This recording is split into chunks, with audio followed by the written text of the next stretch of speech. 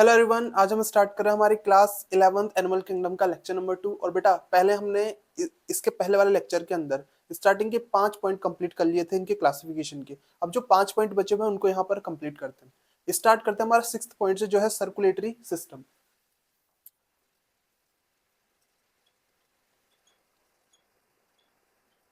अब बेटा circulatory system होता क्या है? तो देखो, ऐसा सिस्टम जो पूरी बॉडी में किसी ना किसी चीज का सर्कुलेशन करे, ट्रांसपोर्टेशन में हेल्प करे।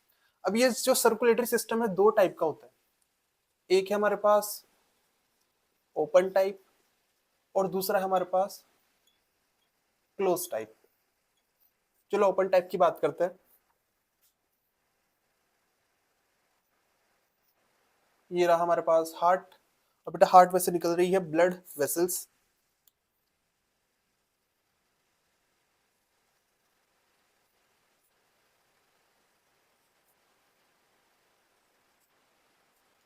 और यहाँ पे प्रेजेंट है हमारे पास ये ऑर्गन या फिर टिश्यू। अब बेटा ये जो ऑर्गन और टिश्यू है डायरेक्टली ब्लड में ही प्रेजेंट है, ठीक है। तो हम लिख सकते हैं tissue and organs are bathing in blood.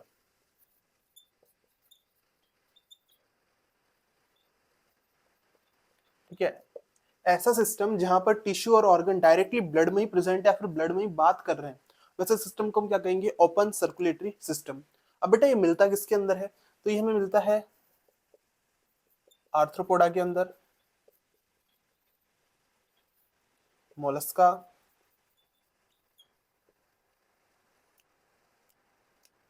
ये हमको मिलेगा इकाइनोडर्मेटा,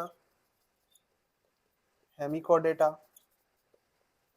और सम कॉर्डेट्स, या फिर हम कह सकते हैं सम लोअर कॉर्डेट्स। अब बेटा लोअर कॉर्डेट्स कौन है? जैसे ट्यूनिकेट्स हो गए, जो सेमी कॉर्डेट्स है, उनके अंदर हमको देखने को क्या मिलेगा? Open type. नेक्स्ट है क्लोज टाइप। क्लोज टाइप में देखो क्या होता है। ये रहा हमारे पास हार्ट, यहाँ पे प्रेजेंट है हमारे पास, मान लेते हैं कोई टिश्यू या फिर ऑर्गन। इधर से निकली है ब्लड वेसल्स।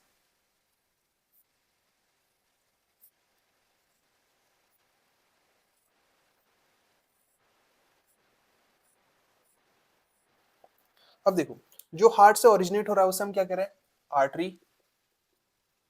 जो आप इस हार्ट में जाके मिल रहा है उससे क्या कहेंगे? वेन। और जो डिवाइड हो गया यहाँ बीच में, ये क्या हो गई? कैपिलरी। और बेटा यहाँ प्रेजेंट है हमारे पास हमारे ऑर्गन्स या फिर टिश्यूज। तो हम कह सकते हैं कि यहाँ पे जो ब्लड है वो डायरेक्ट टिश्यूज के कांटेक्ट में, या टिश्यू डायरेक्ट ब्लड के कांटेक्ट में नहीं है, वहां तक ब्लड को ले जाने का काम कौन कर रहा है? ये ब्लड वेसल्स। तो हम यहाँ लिख सकते हैं ब्लड वेसल्स ऑफ वेरिंग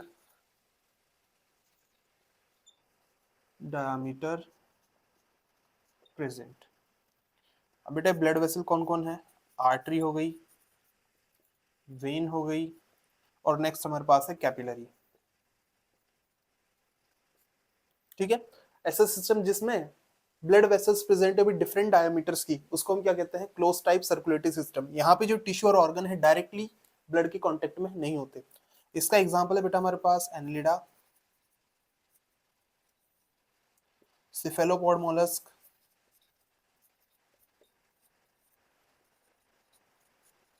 जैसे कि ऑक्टोपस।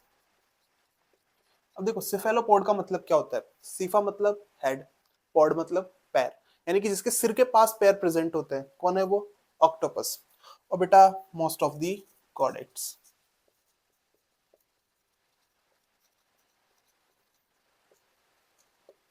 तो ये हमारे पास हो चुका है यहाँ पे सर्कुलेटरी सिस्टम। नेक्स्ट हम बात करते हैं हमारे 7 पॉइंट की, जो है सेगमेंटेशन।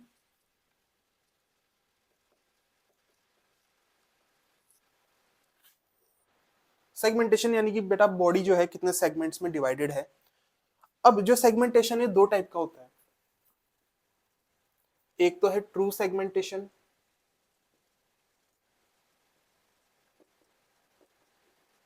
और एक है हमारे पास स्यूडो सेगमेंटेशन। अब सूडो सेगमेंटेशन का आपको बस एक एग्जांपल याद रखना है यहाँ पे, जो कि हमारे पास टेपवर्म।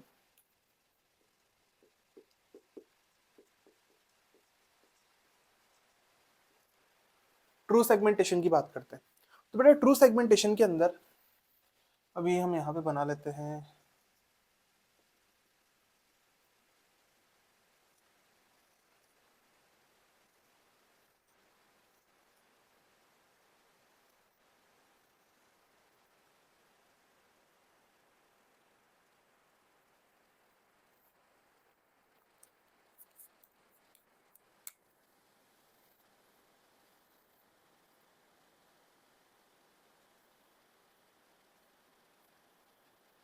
देखो ये तो हो गई इसकी बॉडी की आउटर वॉल।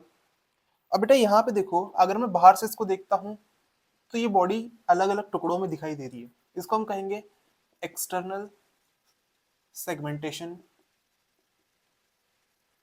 और अगर अंदर की साइड से ये अलग अलग पार्ट्स में डिवाइडेड हो तो बेटा उसे हम कहेंगे इंटरनल सेगमेंटेशन।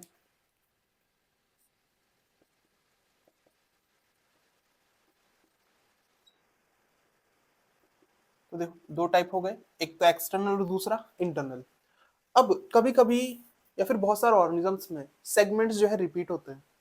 बेटा सेगमेंट रिपीट हो रहे हैं तो उनके अंदर जो ऑर्गन्स प्रेजेंट है वो भी रिपीट हो जाते हैं।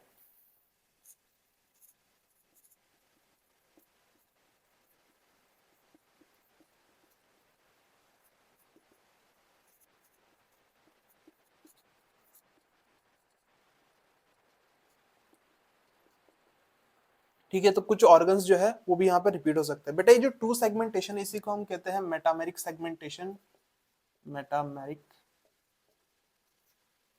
सेगमेंटेशन, या फिर इसी को हम कहते हैं मेटामेरिज्म।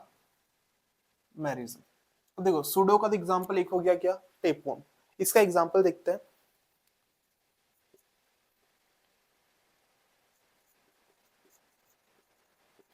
बेटा आर्थ्रोपोड, अब आर्थ्रोपोड जो है उनके अंदर सिर्फ हमको देखने को मिलता है external segmentation, only external segmentation. देखो जरूरी नहीं है हर किसी के अंदर दोनों मिलेगी, किसी के अंदर एक्सटर्नल मिलेगा, किसी के अंदर इंटरनल मिलेगा। जैसे अब हमारी बात करते हैं कॉर्डेट्स, तो बेटा कॉर्डेट्स के अंदर मिलता है हमको इंटरनल सेगमेंटेशन। पर कुछ लोग होते हैं जो जिम जाएंगे, जिम जाके एप्स बनाएंगे, एप्स बना के उन्होंने क्या किया, एक्सटर्नल सेगमेंटेशन भी अपनी बॉडी के अंदर बना लिया, यानी कि बाहर से हमको बॉडी ऐसा लगेगा कि सेगमेंट्स में डिवाइडेड है। फिर नेक्स्ट बेटा हमारे पास एक है एनेलिडा, अर्थवॉर्म। एनेलिडा के अंदर हमको एक्सटर्नल प्लस इंटरनल सेगमेंटेशन दोनों देखने को मिलता है। तो ये हमारे पास यहाँ पे सेगमेंटेशन कंप्लीट हो गया एग्जाम्पल के साथ। एक बार वापस देख लो, सर्कुलेटरी सिस्टम दो टाइप का, ओपन टाइप और क्लोज टाइप। जहां पे ऑर्गन्स डायरेक्टली ब्लड में बात कर रहे हैं वो क्या हो गया, ओपन टाइप। जहां पर डिफरेंट डायमीटर की ब्लड वेसल्स प्रेजेंट है, ऑर्गन्स डायरेक्टली ब्लड के कांटेक्ट में नहीं है, वो क्या हो गया, क्लोज टाइप। इसके एग्जाम्पल ये रहे, इसके एग्जाम्पल ये रहे। और बेटा सेगमेंटेशन दो टाइप की हो गई, सबसे पहली कौन सी, ट्रू सेगमेंटेशन, और नेक्स्ट है सूडो सेगमेंटेशन। आगे चलते हैं नेक्स्ट वाले पॉइंट पे।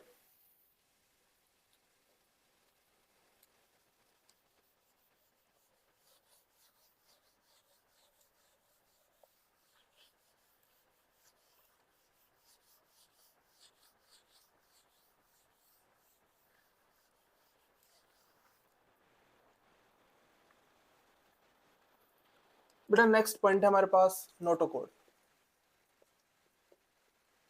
तो नोटोकोड क्या होता है, तो नोटोकोड एक सॉलिड रॉड लाइक स्ट्रक्चर है जो हमारे डोर्सल साइड पे प्रेजेंट है, सेंटर में। ठीक है, जैसे हम बात करें इसकी, तो यहाँ पे डोर्सल साइड पे सेंटर में प्रेजेंट है, यानी कि मिड डोर्सल लाइन पे प्रेजेंट होगी कौन, ये नोटोकोड। कैसी है, solid rod like structure. Origin कैसा है इसका, मीजोडर्मल। इसके बारे में कुछ पॉइंट देख लेते हैं। ये है solid rod like structure, mesodermal इसका ओरिजिन है।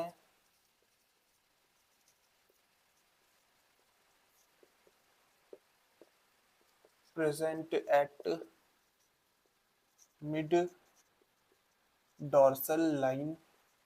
और बेटा काम क्या है इसका, तो ये प्रोवाइड करती है स्ट्रेंथ, प्रोवाइड स्ट्रेंथ। अगली चीज ये किस में मिलेगी और किस में नहीं मिलेगी, तो देखो अगर किसी के अंदर नोटोकॉर्ड एब्सेंट है तो उसको हम कहते हैं नॉन कॉर्डेट। नॉन कॉर्डेट के अंदर कौन आता है, पॉरीफेरा से लेके हेमी कॉर्डेटा तक। ये तो इसके एग्जाम्पल हो गए।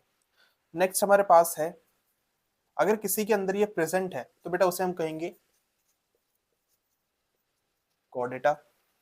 एग्जाम्पल क्या है इसका, कॉर्डेट्स। क्लियर है। Solid rod like structure, mesodermal in origin, present at mid dorsal line, provide strength, जिसमें है वो कॉर्डेट, जिसमें नहीं है वो नॉन कॉर्डेट। तो नॉन कॉर्डेट कौन है, पॉरीफेरा से लेके हेमी कॉर्डेटा तक। आगे चलते हैं नेक्स्ट वाले पॉइंट पे।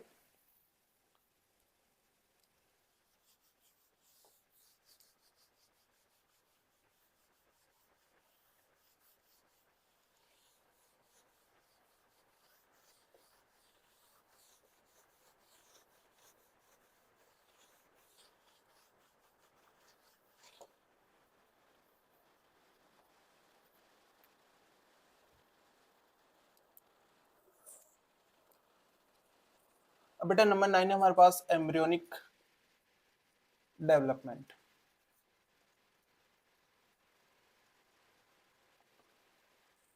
अब देखो जितने भी मल्टी सेलुलर ऑर्गेनिजम्स है, सबका जो स्टार्टिंग पॉइंट है वो क्या होता है, एक यूनिसेलुलर जाइगोट।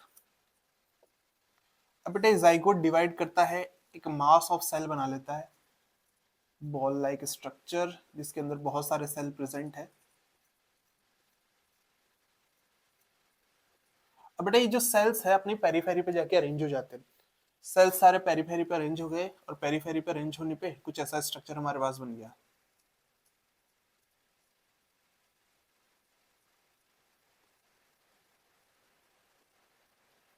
ठीक है, सेल सारे पेरीफेरी पे अरेंज हो गए, बीच में ये खाली कैविटी बन गई, बट इस कैविटी को हम कहते हैं ब्लास्टोसील।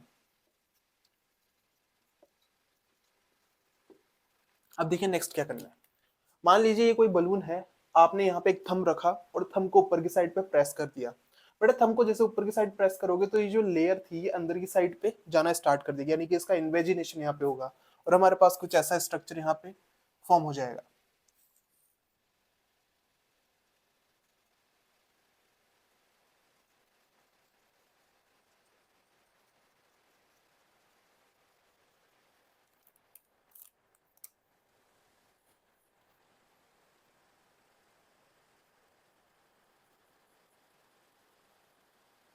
अब देखो यहाँ पे थंब रखा था, इसको ऊपर की साइड प्रेस किया, हमारे पास यहाँ पे ये लेयर अंदर की साइड चली गई। अब बेटा यहाँ पे देखिए ये बाहर वाली तो हो गई बॉडी वॉल, और ये अंदर की साइड पे जो बना है ये है प्रिमिटिव गट।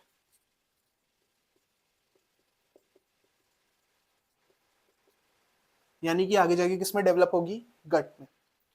मेन चीज मुझको ये सब नहीं बताना था, मेन चीज बतानी थी ये यहाँ पे जो पोर है। बेटा ये जो पोर है इसको हम कहते हैं ब्लास्टोपोर।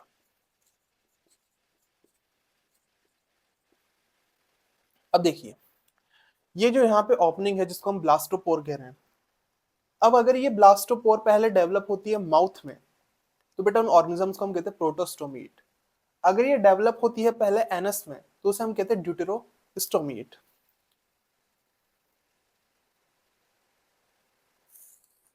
इसको देख लेते हैं,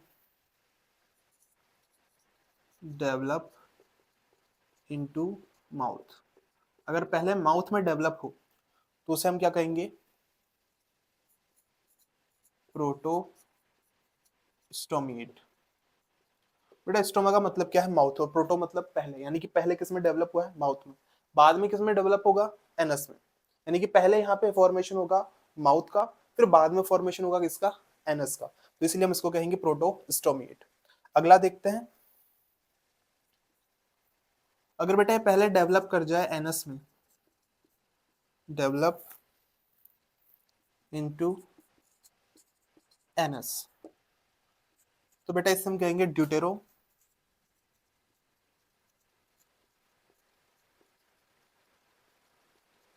स्टोमिएट। ठीक है, अगर पहले माउथ बन रहा है तो प्रोटोस्टोमिएट, अगर पहले एनस बन रहा है तो ड्यूटेरो स्टोमिएट।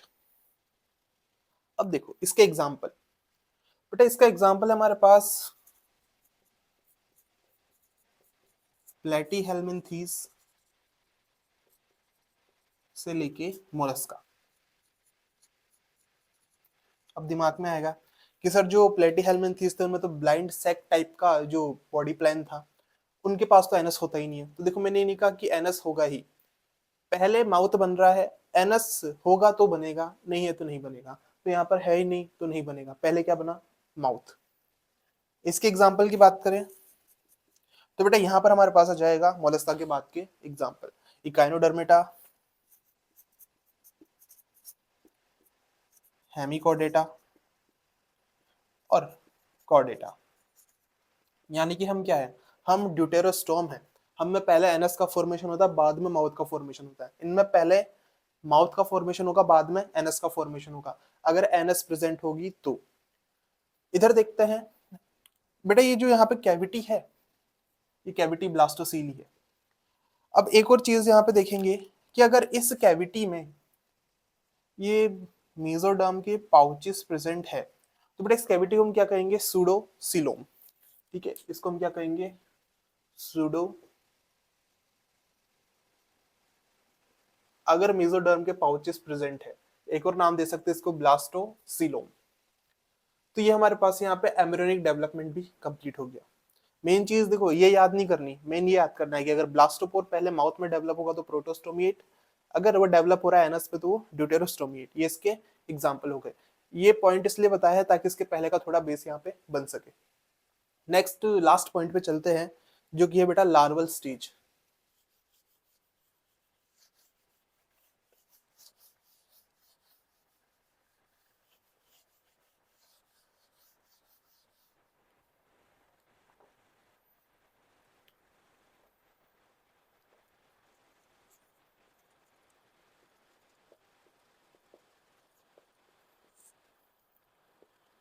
अब देखो लार्वल स्टेज क्या है, आपने देखा होगा कि बारिश के टाइम पे छोटे छोटे से मछली जैसे ऑर्गेनिजम्स पानी में तैरते रहते हैं। अब बेटा वो जो छोटे से ऑर्गेनिजम्स है वो क्या है, टैडपोल। जब वो टैडपोल बड़े होते हैं तो कन्वर्ट होते हैं किसके अंदर, एडल्ट फ्रॉग के अंदर। ठीक है, जब वो एडल्ट हो जाएंगे तो फ्रॉग में कन्वर्ट हो जाएंगे। अब देखो वो जो एडल्ट था और जो हमारे पास लार्वा है, दोनों दिखने में एकदम अलग है। यानी कि हम कह सकते हैं कि कुछ ऑर्गेनिज्म ऐसे हैं जिनकी लाइफ के अंदर कुछ डिफरेंट स्टेजेस है। एडल्ट अलग दिखता है और जो उनका लार्वा है वो अलग दिखता है, यानी कि बचपन में अलग दिखता था और जब बड़ा हुआ तो अलग दिख रहा है। तो हम यहाँ पे कह देंगे इसको डिस्टिंक्ट स्टेज फ्रॉम एडल्ट। अब बेटा लार्वल स्टेज अगर किसी में प्रेजेंट है तो उनका जो डेवलपमेंट है वो होता है इनडायरेक्ट डेवलपमेंट।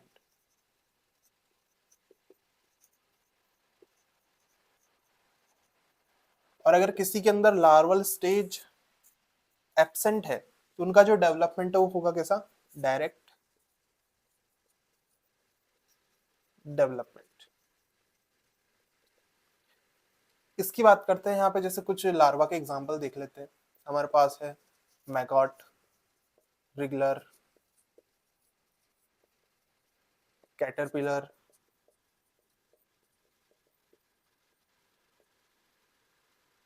टैडपोल।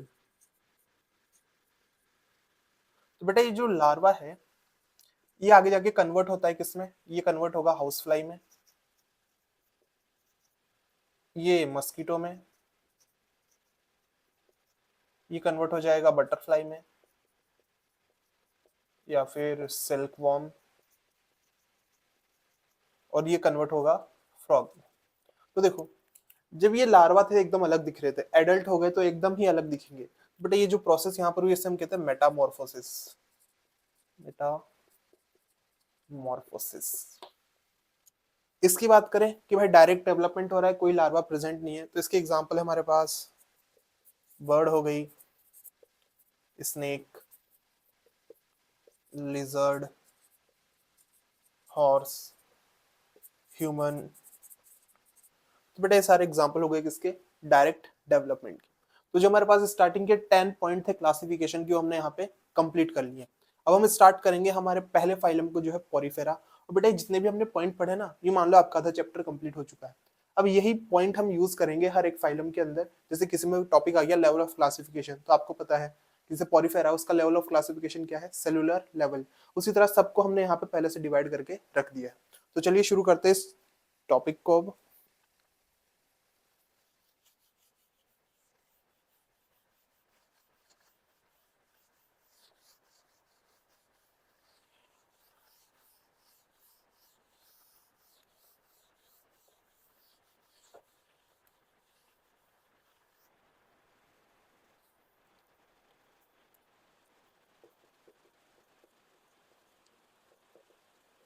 हाँ तो बेटा फाइलम पोरिफेरा। अब देखो ये जो पोरिफेरा है दो वर्ड से मिलकर बना है। पहला है हमारे पास पोरस और दूसरा है फेरा।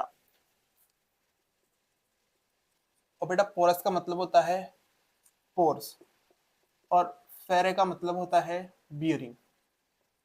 यानी ऐसे ऑर्गेनिज्म जिनकी बॉडी के ऊपर बहुत सारे पोर्स प्रेजेंट है, उन्हीं को हम क्या कहते हैं, पोरीफेरा। तो बेटा pores bearing animals are commonly known as sponges. Pores bearing animals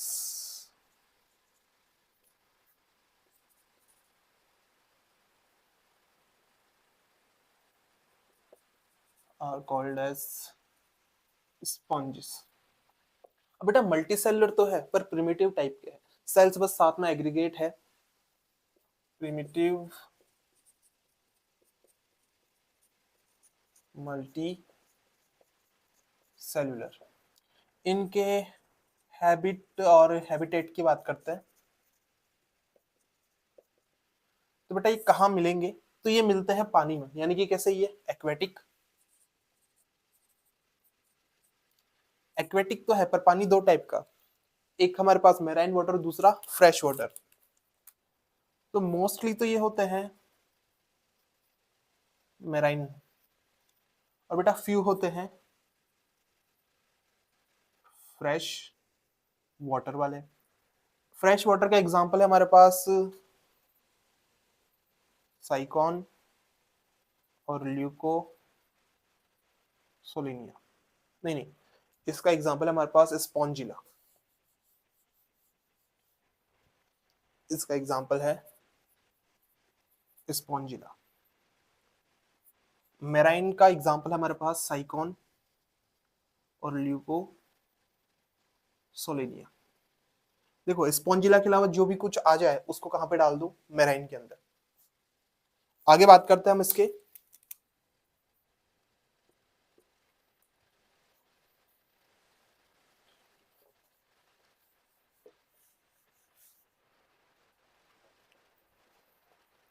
अब बेटा ये जो ऑर्गेनिजम्स है ये सेसाइल होते हैं। सेसाइल यानी कि एक जगह पे फिक्स रहेंगे, मूवमेंट शो नहीं करते। यानी कि इनके अंदर लोकोमोशन होगा एब्सेंट। देखो सिंपल सी बात है, जैसे ये मेरे पास एक स्पॉन्ज है और ये यहाँ पे बेस से अटैच है। बेटा अटैच है तो इधर उधर मूवमेंट शो नहीं कर सकता, एक ही जगह यहाँ पे ये रहने वाला है। अगली चीज है इनकी बॉडी शेप। तो बेटा ये होता है सिलेंड्रिकल,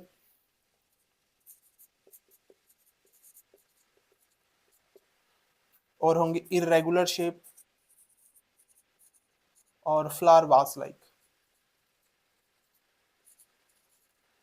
तो ये इसके डिफरेंट शेप्स हो गए। अगली चीज देखते हैं हम इनका लेवल ऑफ ऑर्गेनाइजेशन। देखो लेवल ऑफ ऑर्गेनाइजेशन हमने पहले पढ़ लिया है। इनका लेवल ऑफ ऑर्गेनाइजेशन क्या होगा, cellular level, level of organisation. तो ये हो गया है सेलुलर लेवल। नेक्स्ट है बेटा इनकी सिमेट्री।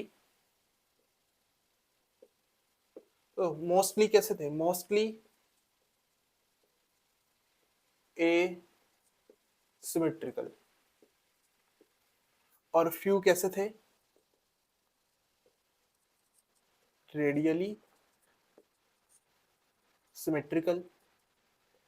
अब बेटा रेडियल सिमेट्रिकल का एग्जांपल हमारे पास यहाँ पे है साइकोन और ल्यूकोसोलिनिया।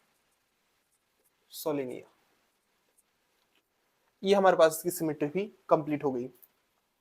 अब इसके स्ट्रक्चर को थोड़ा देखते हैं।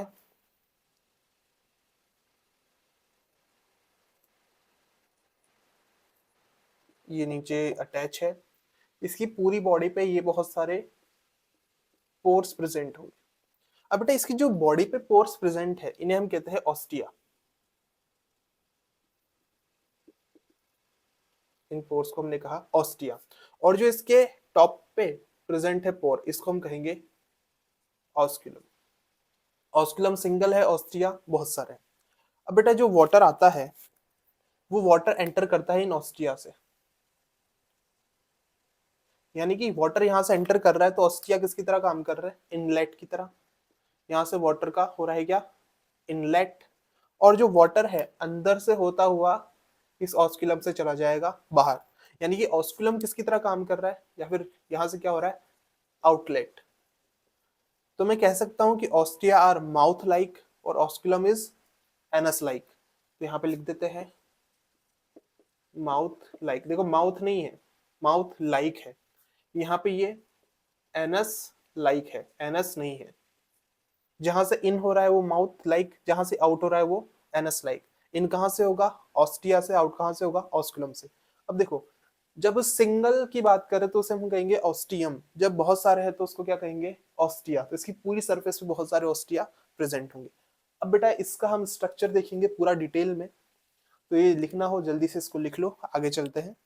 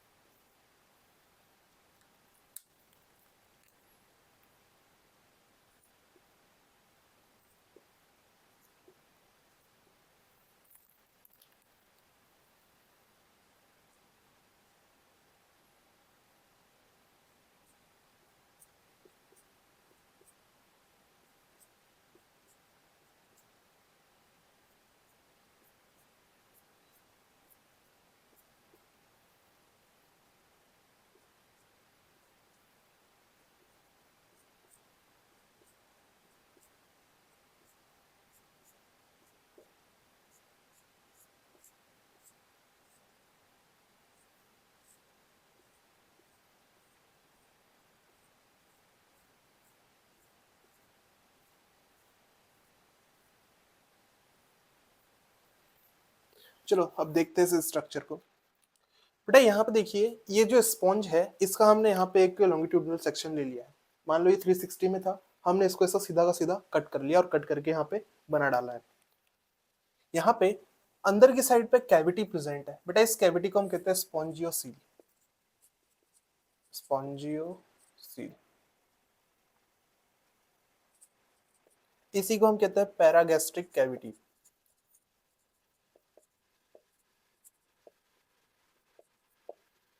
नेक्स्ट है कि बेटा इसकी पूरी बॉडी पे प्रेजेंट होंगे क्या, ऑस्टिया। तो ये हमने यहाँ पर बना दिए ये ओपनिंग्स, ऑस्टिया। नेक्स्ट है कि यहाँ पे अपर साइड पे एक और ओपनिंग प्रेजेंट है जिसको हमने क्या कहा, ऑस्क्यूलम।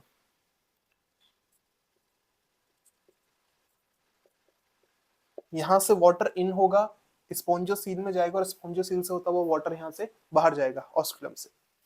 अगली चीज है, ये बाहर वाली लेयर को देखो जो मैंने ब्लैक कलर से बनाई है। बेटा यहाँ पे जो सेल्स प्रेजेंट है इन्हीं को हम कहते हैं पिनेकोसाइट। और बेटा ये जो पिनेकोसाइट है इनके ऊपर ये जो छोटे छोटे से पोर्स प्रेजेंट है, जो सेल्स यहाँ पे पोर्स बना रहे हैं, ये वाले सेल जो बाहर से लेके अंदर तक प्रेजेंट है, बेटा इन सेल्स को हम कहते हैं पोरोसाइट। तो बाहर वाली लेयर के सेल कौन हो गए, पिनेकोसाइट, और ऐसे सेल जिन्होंने यहाँ पोर्स बनाए वो कौन हो गए, पोरोसाइट। बेटा इन दोनों ने मिलके आउटर लेयर का फॉर्मेशन किया है, आउटर लेयर का फॉर्मेशन किया और उस आउटर लेयर को हम कहते हैं पिनेकोडर्म। नेक्स्ट देखते हैं, इस अंदर वाली लेयर को देखो जो मैंने ब्लू कलर से बनाई है।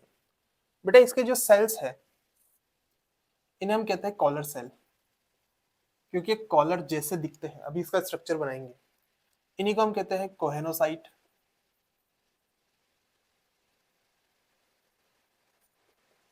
इन्हीं को हम कहते हैं फ्लैजिलेटेड सेल। बेटा ये जो यहाँ पे हमारे पास कॉलर सेल या फिर कोहेनोसाइट के लो या फिर फ्लैजिलेटेड सेल के लो, इन्होंने क्या कर रखा है, स्पॉन्जियोसील को अंदर से कवर कर रखा है, यानी कि स्पॉन्जियोसील की लाइनिंग बना रखी है। तो हम यहाँ कह सकते हैं इसके लिए लाइन स्पॉन्जियोसील। अगली चीज कि बेटा इन सेल्स ने अंदर की साइड पे एक पूरी कवरिंग बना रखी है। जैसे बाहर वाली को हमने क्या कहा था, आउटर लेयर, अंदर वाली को हम क्या कहेंगे, इनर लेयर। इनर लेयर को हम कहेंगे कोहेनोडर्म। ठीक है, outer layer is pinacoderm, inner layer is choanoderm, form by collar cell या फिर कोहेनोसाइट्स। अगली चीज है बेटा कि यहाँ पे देखिए ये जो हमारे पास कॉलर सेल इनमें ये फ्लैजिला बना हुआ है, इसलिए हमने इनको क्या कहा, फ्लैजिलेटेड। अगली चीज देखते हैं, ये हमारे पास आउटर लेयर, ये हमारे पास इनर लेयर। बेटा दोनों के बीच में प्रेजेंट है ये मिडल लेयर। बेटा ये जो मिडल लेयर है इसे हम कहेंगे मीजेनकाइम।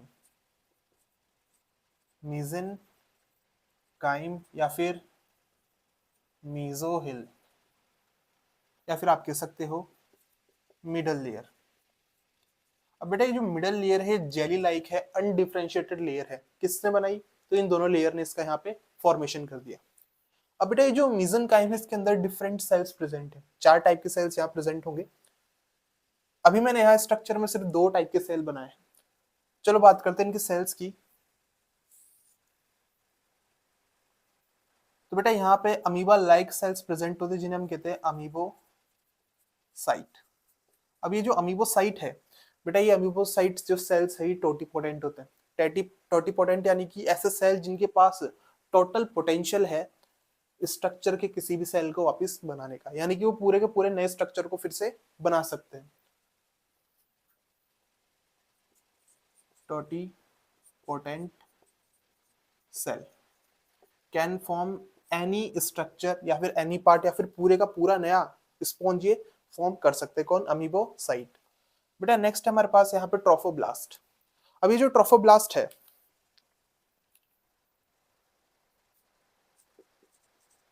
ट्रोफोब्लास्ट बेटा इन्हीं को हम कहते हैं नर्स सेल। इनका काम क्या है, प्रोवाइड न्यूट्रिशन।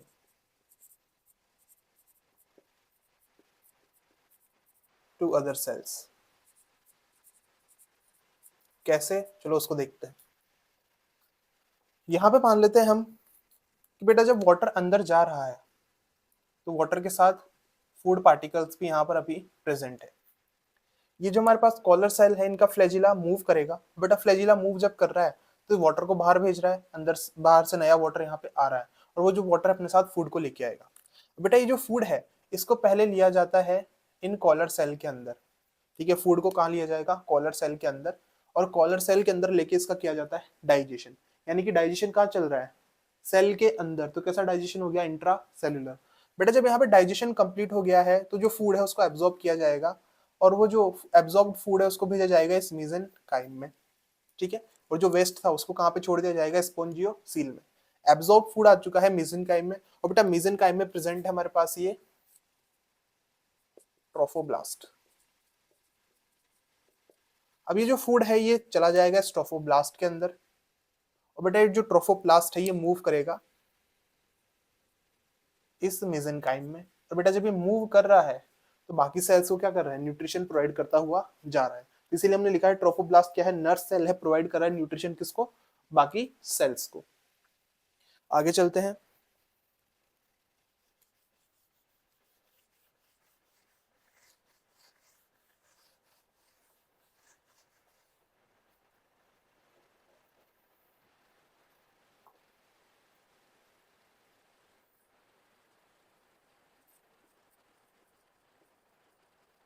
बेटा नेक्स्ट हमारे पास स्क्लेरोब्लास्ट। मान लो कि ये रहा हमारे पास एक स्क्लेरोब्लास्ट।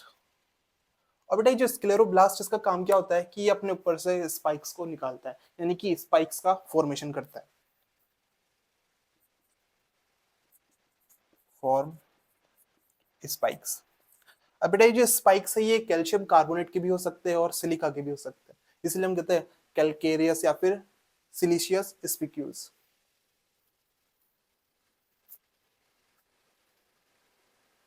स्पिक्यूल्स कर देते हैं, इसे ज्यादा सही रहेगा। ये कैल्शियम कार्बोनेट के भी हो सकते हैं या फिर सिलिका के भी हो सकते हैं। अगला है हमारे पास स्फिंगोब्लास्ट। अब बेटा ये जो स्फिंगोब्लास्ट है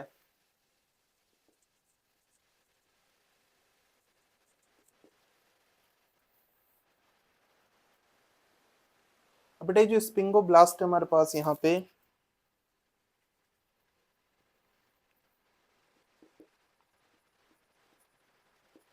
ये फॉर्मेशन करता है फाइबर्स का। Form spongin fibres. ये रहे हमारे पास यहाँ पे स्पॉन्जिन फाइबर्स, इसी पूरी बॉडी में प्रेजेंट होंगे। क्या काम करेंगे, तो बेटा ये जो दोनों हैं स्पिक्यूल्स और स्पिंगो स्पॉन्जिन फाइबर्स, ये दोनों यहाँ पे फॉर्म करते हैं इसका स्केलेटन। ठीक है, ये क्या फॉर्म करेंगे, इसका स्केलेटन। और स्केलेटन बना रहे हैं यानी कि इसको क्या प्रोवाइड करेंगे, ये सपोर्ट प्रोवाइड करेंगे। तो ये मेसेनकाइम में जो 4 सेल है, अमीबोसाइट, ट्रोफोब्लास्ट, स्क्लेरोब्लास्ट, स्फिंगोब्लास्ट, चारों कंप्लीट हो गए। ये तो कोई से भी नए सेल को वापस से बना सकता है या फिर पूरे स्पॉन्ज को ही बना सकता है। ट्रोफोब्लास्ट नर्स सेल है, न्यूट्रिशन को लेगा और पूरे में इसको पहुंचाने का काम करेगा। स्क्लेरोब्लास्ट स्पिक्यूल्स बनाता है जो कैल्शियम के हो सकते हैं या फिर सिलिका के हो सकते हैं। स्फिंगोब्लास्ट क्या बनाएगा, स्पॉन्जिन फाइबर। और बेटा ये जो दोनों के दोनों हैं क्या फॉर्म करेंगे, स्केलेटन ऑफ स्पॉन्ज। ये हमारे पास यहाँ पे कंप्लीट हो गया है। अगली बात करते हैं हम इस कॉलर सेल की। कॉलर सेल को भी देख ही लेते हैं यहाँ पे।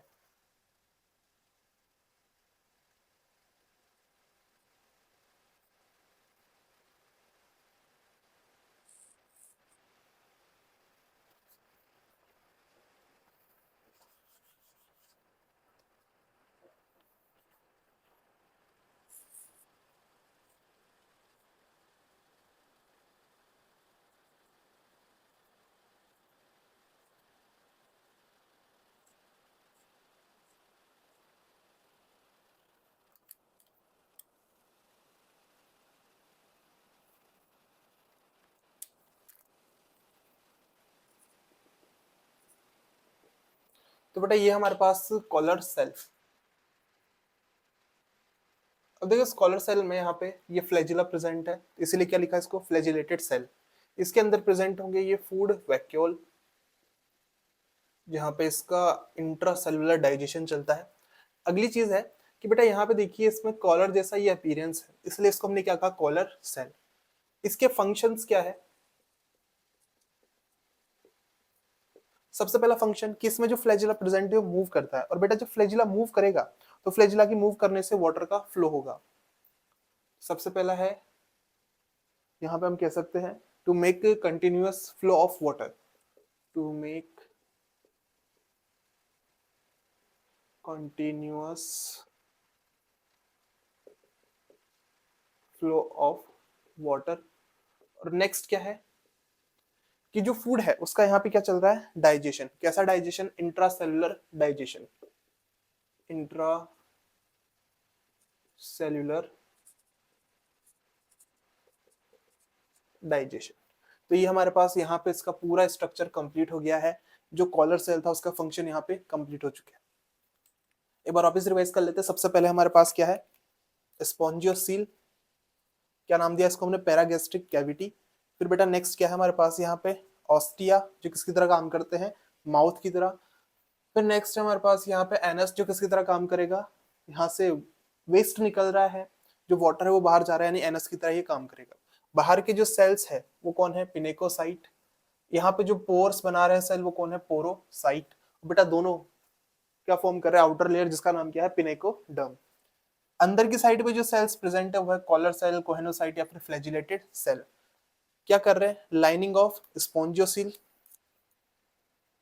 लाइनिंग ऑफ स्पॉन्जियोसिल, या फिर बेटा इनर लेयर का फॉर्मेशन कर रहे हैं जो क्या है, कोहेनोडर्म। अगली चीज, दोनों के बीच में एक लेयर प्रेजेंट है जिसको हमने कहा मीजेनकाइम या फिर मीजोहिल। मिडल लेयर है, जेली लाइक है, अनडिफरेंशिएटेड है। इसमें बहुत सारे सेल प्रेजेंट है, कौन कौन, अमीबोसाइट, ट्रोफोब्लास्ट, स्क्लेरोब्लास्ट और स्फिंगोब्लास्ट। अमीबोसाइट कैसे हैं, टोटिपोटेंट सेल। ट्रोफोब्लास्ट कैसे हैं, नर्स सेल, क्या प्रोवाइड करेंगे, न्यूट्रिशन।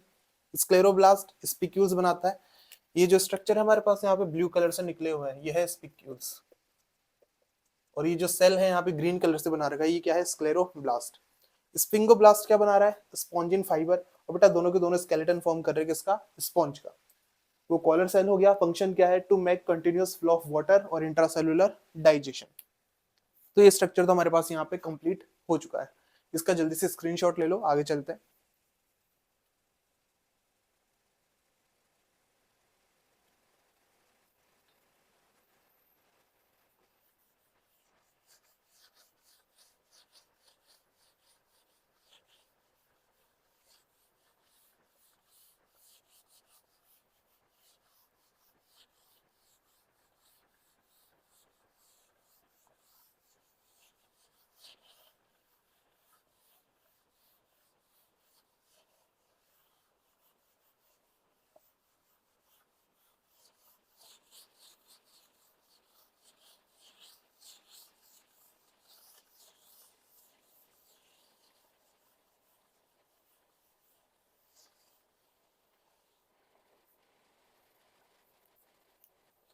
अब बेटा नेक्स्ट है हमारे पास यहाँ पे वाटर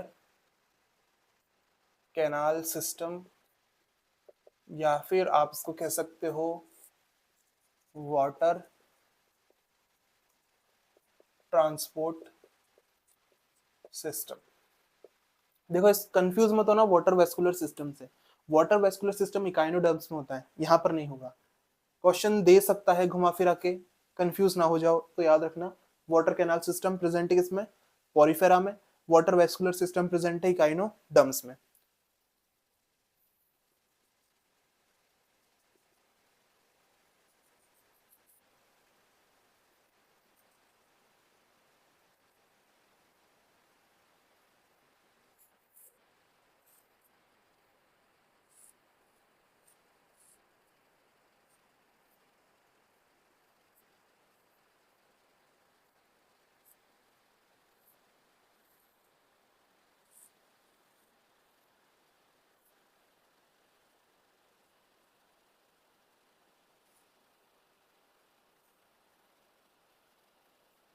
अब देखिए बेटा यहाँ पे क्या होने वाला है कि ये जो बाहर की ओपनिंग है ये तो क्या है, ऑस्टिया, ये जो ऊपर की साइड ओपनिंग है क्या है, ऑस्क्यूलम। वाटर एंटर करता है कहाँ से, ऑस्टिया से, ये वाटर आ रहा है अंदर की साइड पे, ये वाटर यहाँ पे आ चुका है। अंदर कौन से सेल्स प्रेजेंट होंगे, तो कोएनोसाइट। बेटा उनका फ्लैजिला कंटिन्यू मूव करेगा, वाटर का मूवमेंट करेगा ऊपर की साइड पे। बेटा जब बाहर से वाटर आ रहा है तो वाटर के साथ में क्या आएगा यहाँ पे, फूड, ऑक्सीजन। इस फूड को ले लेगा कौन, यहाँ पे सेल्स डाइजेशन करेंगे, और जो वेस्ट था उसको कहाँ रिमूव कर देंगे, इस वाटर में। ऑक्सीजन को भी कौन लेंगे, ये सेल, किसको बाहर रिलीज कर देंगे, CO2 को। और बेटा ये जो CO2 और वेस्ट है वाटर के साथ होते हुए ऑस्कुलम से बॉडी के बाहर चले जाएंगे। यही हमारे पास यहाँ पे वाटर कैनाल सिस्टम की एंट्री कहाँ से हुई, वाटर की ऑस्टिया से, कहाँ से गया वो, ऑस्कुलम से बाहर। कौन कौन साथ में आया था, फूड और वाटर। और बेटा जो CO2 और वेस्ट है वो यहाँ से बाहर चला जाएगा। अब देखो कुछ ऐसा करके देखते हैं कि अगर मैं इस स्पॉन्ज के सारे ऑस्टिया के ऊपर वैक्स की लेयर चढ़ा दूं, कवर कर दूं सबको, तो पहली चीज तो वाटर अंदर जाएगा नहीं, ठीक है, मर जाएगा ये, क्योंकि ना तो इसको फूड मिलेगा ना इसको ऑक्सीजन मिलेगी। दूसरी चीज, अगर मैं एक कॉर्क लेके इसके ऊपर वाले ऑस्कुलम को बंद कर दूं, बेटा ऑस्कुलम को बंद कर देंगे तो क्या होगा इसके साथ, देखो अंदर का पानी तो बाहर जा ही नहीं पाया, तो पानी का अंदर मूवमेंट भी नहीं होगा, पानी वहीं का वहीं रह जाएगा, मरना पड़ सकता है। तो देखिए यहाँ पे वाटर था, ऑस्टिया से एंटर किया और कहाँ गया, स्पॉन्जियो सील में। स्पॉन्जियो सील से जो वाटर है वो ऑस्कुलम से होता हुआ कहाँ चला गया, आउट। सॉरी। तो ये हमारे पास यहाँ पे मूवमेंट हो गया है इसका, वाटर कैनाल सिस्टम का। अब बेटा फंक्शन वही है जो अभी हमने थोड़ी देर पहले देखे थे, क्या, कि सबसे पहला तो जो फूड है उसकी गैदरिंग करने के लिए या फिर फूड को अंदर लाने के लिए वाटर कैनाल सिस्टम चाहिए।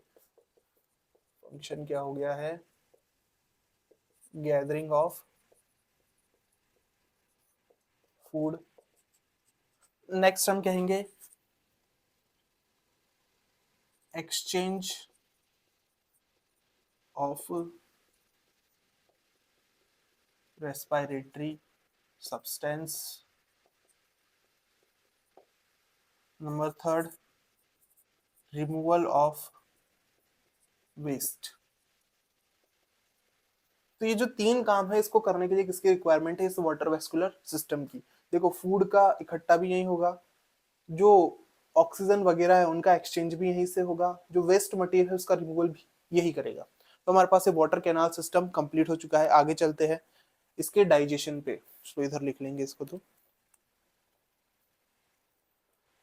बेटा इनके पास डाइजेस्टिव सिस्टम एब्सेंट है, तो डाइजेशन यहाँ पर अभी हमने देखा कि इंट्रासेलुलर होगा डाइजेशन, कैसा है, इंट्रा सेल्यूलर।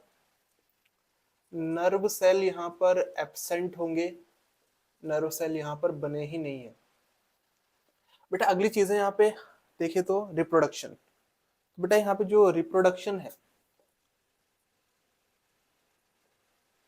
वो एसेक्सुअल और सेक्सुअल दोनों तरीके से होगा। पहले बात करते हैं हम एसेक्सुअल की। एसेक्सुअल यानी कि सिंगल पेरेंट। बेटा यहाँ पे दो तरीके हैं इसके, बाय फ्रेगमेंटेशन,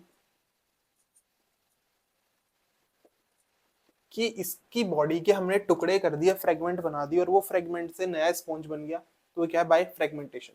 दूसरा है हमारे पास बाय बडिंग। अब देखो ये जो बडिंग है दो टाइप की है। पहले हम बात करते हैं एक्सटर्नल बडिंग की। और बेटा एक्सटर्नल बडिंग होती है ड्यूरिंग फेवरेबल कंडीशन, जब कंडीशंस अच्छी हो, अच्छी यानी कि फूड सही से मिल रहा है, सारे जो कंडीशन है आसपास की अच्छी है, गैसेस वगैरह अच्छे से, ऑक्सीजन मिल रही है, ठीक है, तो कैसी कंडीशन है, फेवरेबल कंडीशन। एक हम लेंगे यहाँ पे इंटरनल बडिंग, दूसरा टाइप है इंटरनल बडिंग। अब देखो इंटरनल बडिंग में क्या होगा कि जो कंडीशन है फेवरेबल नहीं रही, कैसी हो चुकी है, अनफेवरेबल कंडीशन। चलो फेवरेबल कंडीशन को देखते हैं। बेटा ये हमारे पास एक हाइड्रा है,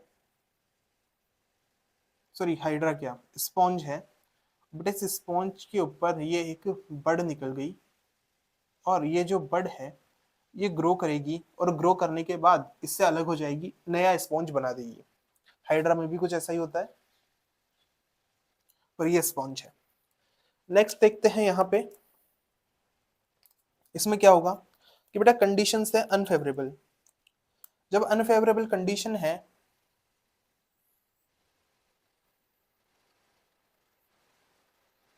तो इसके अंदर क्या होगा, इंटरनल बडिंग। अब देखिए इसके अंदर जो अमीबोसाइट सेल्स थे, ठीक है, जो अमीबोसाइट सेल्स थे, जो टोटीपोटेंट सेल थे,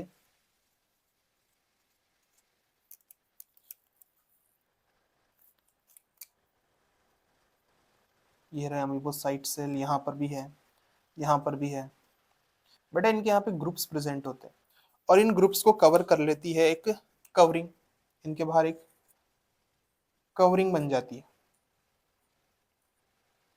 सेल कौन सी है, अमीबो साइट। और बेटा इनका जो ग्रुप बन गया है, इस पे यहाँ पे स्पिक्यूल्स भी प्रेजेंट होते हैं। स्पिक्यूल्स इसलिए प्रोटेक्शन के लिए।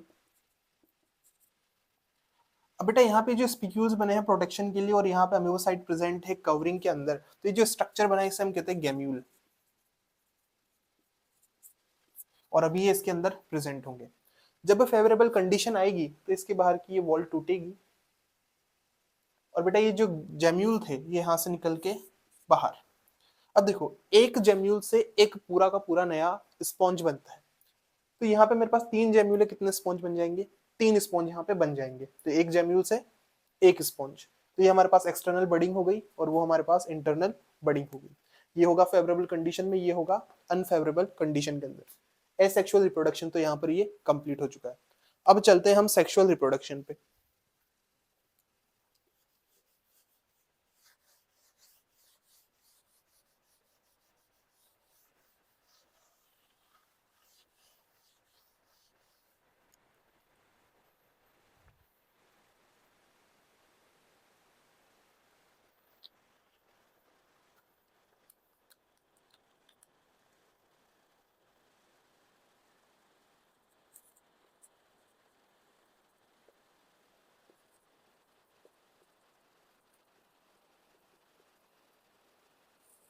हाँ तो बेटा सेक्सुअल रिप्रोडक्शन यानी कि यहाँ पे 2 पेरेंट इन्वॉल्व होंगे, सिंपल सी चीज है। गैमेट का फॉर्मेशन यहाँ पर होगा, और गैमेट का फॉर्मेशन हो रहा है, पर एक इंपॉर्टेंट चीज कि यहाँ पे जो सेक्सेस है वो सेपरेट नहीं है, यानी कि मेल फीमेल एक में प्रेजेंट, एक में 2 की शक्ति।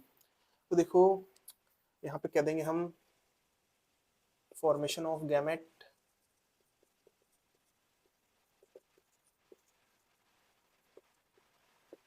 sexes are not separate,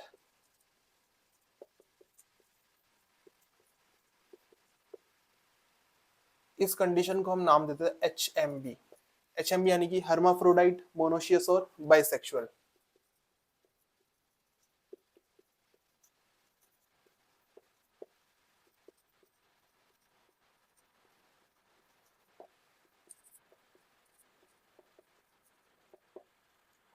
अब बेटा यहाँ पे जैसे ये मेरे पास एक स्पॉन्ज है,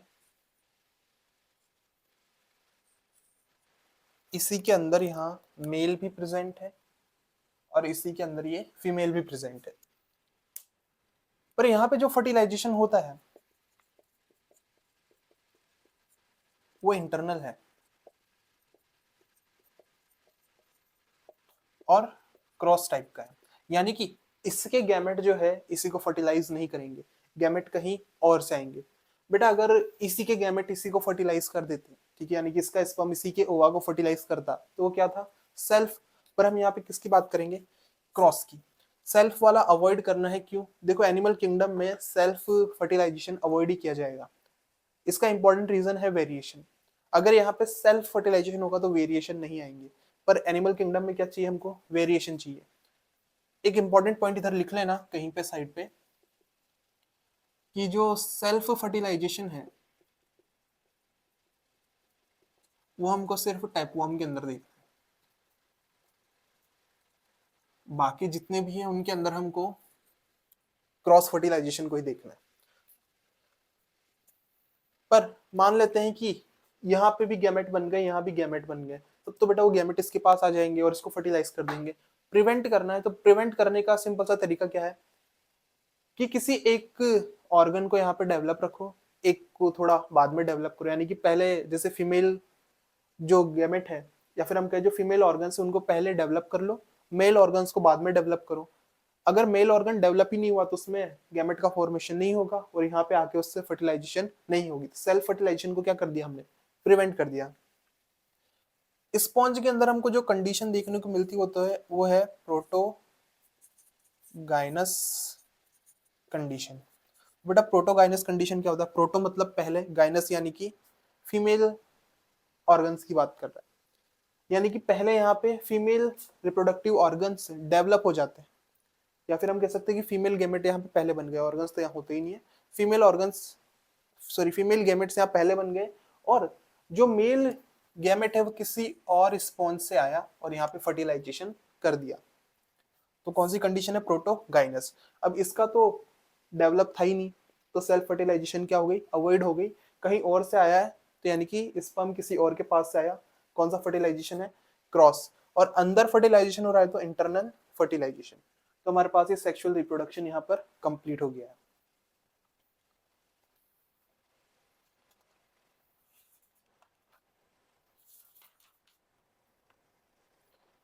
अब बेटा नेक्स्ट बात करते हैं इसके डेवलपमेंट की। तो देखो इसमें लार्वा प्रेजेंट होता है, नाम आपको याद नहीं करना, अगर कहीं पे आ जाए इसके लार्वा का नाम तो कोई बात नहीं, एक नाम याद कर लेना, पेरेनकाइमिला।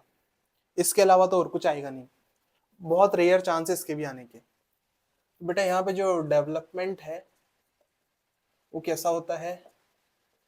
इनडायरेक्ट, यानी कि डिस्टिंक्ट स्टेज जो है प्रेजेंट है। एक लार्वा का नाम याद कर लेना आप, पेरेनकाइमिला, बस इतना सा आपको याद रखना है, इसके अलावा और कोई याद करने की जरूरत नहीं है, और इसके भी आने के चांसेस बहुत ना के बराबर है। अब बेटा इसका लास्ट टॉपिक बचा है इसके एग्जांपल्स। पहले तो वो एग्जांपल याद करो जो एनसीईआरटी में दिए हुए हैं। एनसीईआरटी में है साइकॉन, स्पॉन्जिला और यू स्पॉन्जिया। देखो साइकॉन का एक और नाम होता है साइफा, स्पॉन्जिला को हम कहते हैं fresh water sponge, you Spongia को हम कहते हैं बाथ स्पॉन्ज। बाथ स्पॉन्ज, देखो जो पेशेंट लोग होते हैं जो मूवमेंट नहीं कर सकते, ठीक है, कोई कोमा में है, कोई ज्यादा मूवमेंट शो नहीं कर पा रहा है, तो उस टाइम पे उसको नहलाने के लिए इस स्पॉन्ज का यूज किया जाता है। इसको पानी में भिगोते हैं, फिर लिया उसकी बॉडी के ऊपर इसको रब कर दिया, तो जो उसकी है बाथिंग हो गई, तो इसलिए हम इसको क्या कह रहे हैं? Bath sponge. अब कुछ एग्जाम्पल जो एनसीईआरटी के बाहर के हैं, आप चाहो तो याद करो और ना चाहो तो कोई बात नहीं। बेटा सबसे पहला है हमारे पास क्लियोना, इसको हम कहते हैं बोरिंग स्पॉन्ज।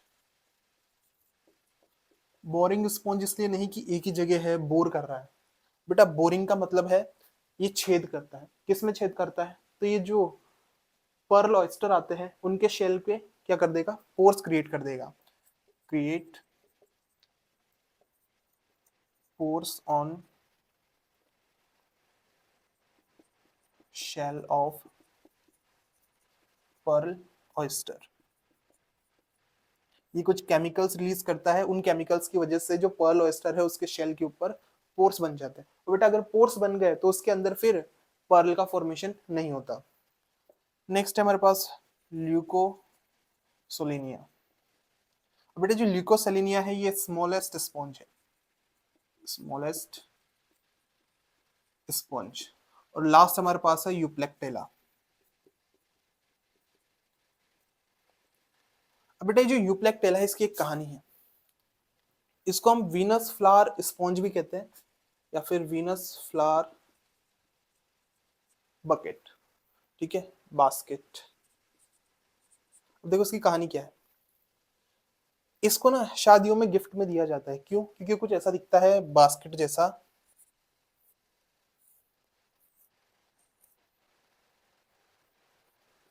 और इसके अंदर आर्थ्रोपोड जैसे श्रिम्प, मेल फीमेल पहले कभी इसके अंदर गए होंगे और इसी के अंदर मर गए। तो इसको शादियों में गिफ्ट में दिया जाता है कि तुम भी इन्हीं की तरह, देखो मरना नहीं है, इन्हीं की तरह साथ में रहो। तो ये एक तरह से गिफ्ट के तौर पे काम में लिया जा रहा है। अब ये उसी को देना सही रहेगा जिसको इसके बारे में पता हो। पता चला आपने किसी को गिफ्ट में दिया, उसको इसके बारे में कुछ पता नहीं, कि घास फूस उठा के ले आए, उसने कचरे में फेंक दिया, बहुत महंगा आता है।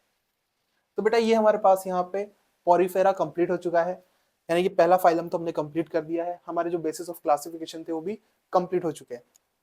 अगर आपको कोई डाउट है तो आप नीचे कमेंट में बता सकते हो, वहां पे आपको इसका आंसर मिल जाएगा। तो इस वीडियो में इतना ही, अब मिलेंगे नेक्स्ट वीडियो में हमारे नेक्स्ट फाइलम के साथ। तो जब तक के लिए बाय एंड थैंक यू।